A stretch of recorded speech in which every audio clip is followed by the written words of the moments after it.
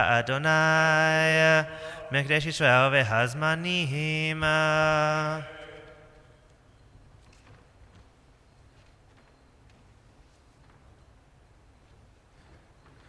Chag Sameach, everyone. Good Yom Tov. One of the, I think maybe I had spoken about this a little bit earlier, and that is when the quarantine was first imposed in Israel, that Netflix Israel had announced after about a week or so that it was going to squelch, literally turn down the quality of its video stream because they were afraid that people were going to crash the internet. And apparently the internet didn't crash, but they did turn down the quality stream. And it in fact highlights that a lot of people are spending a lot of time with their streaming services. So I was thinking about a classic movie, one that is amongst one of my very most favorites, and it has a beautiful message to it. It was directed and screenplay was by this brilliant individual named Frank Darabont. Darabont's film, which I suspect you've also seen, is called The Shawshank Redemption. There's one scene in The Shawshank Redemption that is poetically chilling. In this scene, one of the inmates who has been serving his sentence for almost 50 years is finally set by the parole board to be go-free. They figure that after 50 years of incarceration, of institutionalized life, there really is no more benefit, that if he is rehabilitated, and certainly by this point he is, because we find him, his name is Brooks, we find him in the jail. All he does, in fact, is spend all of his time in the prison library. He arranges the books, and then he goes around the prison distributing books for people to read. And they figure that by this time in his life that really he's no threat to society. And as was the custom in those days, he was paroled and set free. He was given a new suit to wear, a hat, $50, and a bus ticket out of prison. And they, in fact, arranged for him to move to a halfway house, and he gets a job bagging groceries in a local supermarket.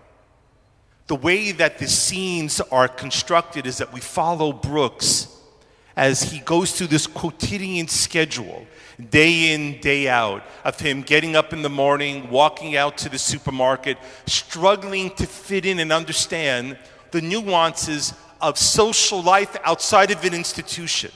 Bagging the groceries, watching the paper bags break, being yelled at by his boss, all these things overwhelming to a person who had no autonomy in their life. And then the final scene of his life in the movie is where he hangs himself. And he etches into the wood rafters at the top of his room. Just before he hangs himself, Brooks was here. The message of the story is a difficult one. It's one that I believe is echoed. If your Seder table is anything like mine, you hear this question, I'm sure. And that is, why do we say the same story every year? Why is it always, I'm asked, why is it always that the Israelites are leaving Egypt? Certainly people ask me, there must be some other thing that we could read about, some other moment in Jewish history that could frame our understanding of who we are and what we're meant to accomplish in this world.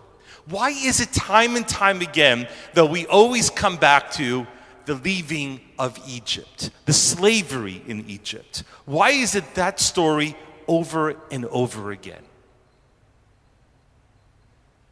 And I think in part because freedom is never a simple thing. A question that emerges from this story is what exactly happened to the Israelites when they left. On one hand, one of the things that we read is that the Israelites, when they were brought out of Egypt, is what kind of language do we use to describe what happened to them? Now, some people say that they were freed from slavery, that they were set free from Egypt. And other people use different language, that they were liberated out of Egypt. And what perhaps is the difference? What kind of language should we use? Well, on one hand, if you speak about freedom, that the Jews were set free from Egypt, that's a difficult thing for us to understand and accept. Because, for example, when you have a barn filled with animals and you throw the barn doors open, we say that you have set those animals free. And if you've ever seen any moment where you open your front door and your dog runs out into the backyard or the front yard, you see that a dog set free is a dog that runs in every direction.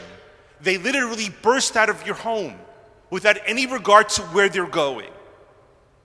When we set something free, just like if you would open up a bird cage, when you set something free, it runs off in any direction. And so I believe that the Israelites weren't set free. And if they weren't then, what then happened to them and to us? I'd like to offer something of an answer to this. And the answer actually begins with a story. It's a story that is found in the philosopher, the Jewish German philosopher, Emil Fackenheim, who actually moved to Toronto and taught at the University of Toronto for many, many years. Fackenheim, in the book To Mend the World, tells the story of another German Jewish philosopher. This one is named Hans Jonas. Jonas studied in the University of Marburg under some great philosophers, in particular Martin Heidegger, who was one of the leading experts in Kant and Kantian philosophy. In 1933, Jonas realizes that there is great trouble brewing in Germany. And by 1934, he makes his way to what is then Palestine. And he vows a vow that when he leaves Germany, that he will not return back to his homeland unless he is accompanying and serving in the victorious army. He goes to Palestine in 1934. By 1940, he joins the British Army. The British Army had a Jewish brigade. And then by 1944, he marches with the British Army, into Germany, liberating Germany. In 1945, he goes back to the University of Marburg to see which acquaintances and students and fellow colleagues had survived. He also went back to the university to determine which of these philosophical teachers and writers and thinkers could he possibly associate with again? In other words, who amongst all those who were deeply entrenched in the study of the great philosophies of the time, people who spent their lives and days debating the most ethical and truest ways to live, who amongst those actually proved themselves in the test of real life? Who stood up to the Nazis and who didn't? Most famously, perhaps, his teacher, Martin Heidegger, one of the foremost experts in Kantian philosophy, had become a spokesperson for the Nazi movement itself, legitimating by his presence and his words the movement of the Nazis. And Hans Jonas wrote that he confronted Heidegger and he said to him that Heidegger was a fraud because all of the beauty that he spoke about and all the things that he had written about the nuances of life and the determination to be able to see the truth in life, Heidegger had failed every test. And as a result, Jonas said that he could never, ever study with him again.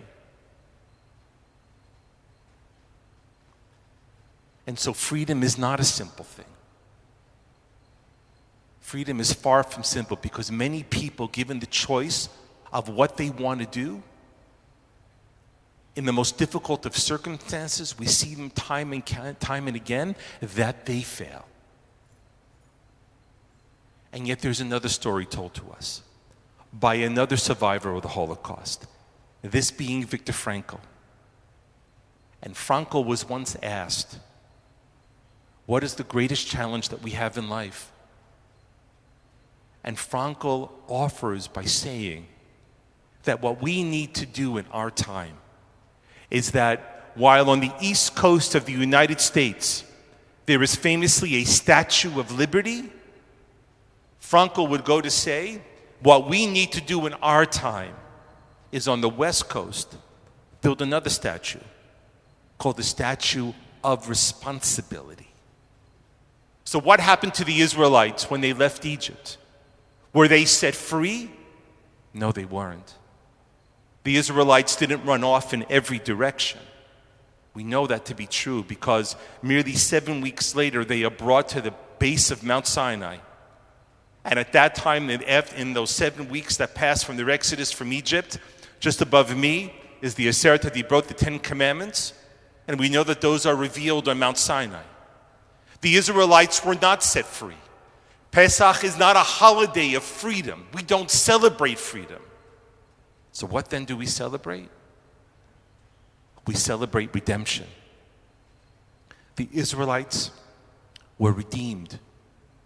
They were taken out of Egypt and they were brought to Mount Sinai as an act of redemption so that they would serve something else. Not Pharaoh, not a human master, but God itself. On Pesach, we tell the story over and over again of our exodus from Egypt, and not of our freedom, but of our redemption. Because we realize in going back to the story over and over again, we are reminding ourselves that freedom is a difficult thing. It is beset with great failures. And in us being redeemed by God, we realize that we are set ourselves for great successes. Chag Sameach, everyone.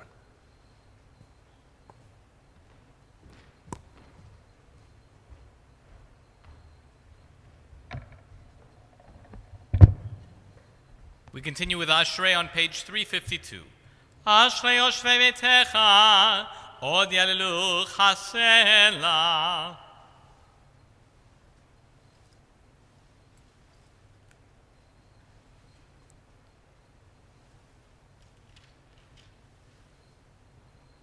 פותח את ידיך משפיע לכל חרצון צדיק.